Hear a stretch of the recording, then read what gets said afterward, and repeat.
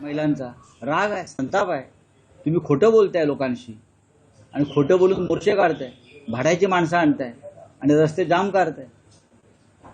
1500 रुपये महिन्याला महिलांना देताय, मोर्चाला 1000 रुपये दिले असतील महिलांना आणण्यासाठी. सत्तेचं ज्या पद्धतीनं दुरुपयोग जनतेला त्रास देण्यासाठी केला जातो त्याचं एक सर्वात मोठं उदाहरण काल फडणवीसाच्या मंत्रिमंडळातल्या एका मंत्र्याच्या दृष्टिकोनातून पाहिलं आणि सामान्य लोकांनी त्याच्यावर कसं ट्रोल केलं. आणि जी महिला एकीकडे महिला आरक्षणाचं सांगत होती, महिलाच त्यांना शिवा घालत होती.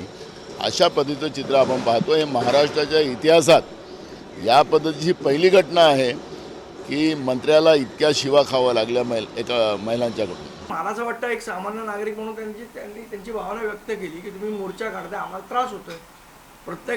लोकशाहीमध्ये प्रत्येकाला प्रत्येकाचं म्हणणं मांडण्याचा अधिकार आहे आणि मांडलं.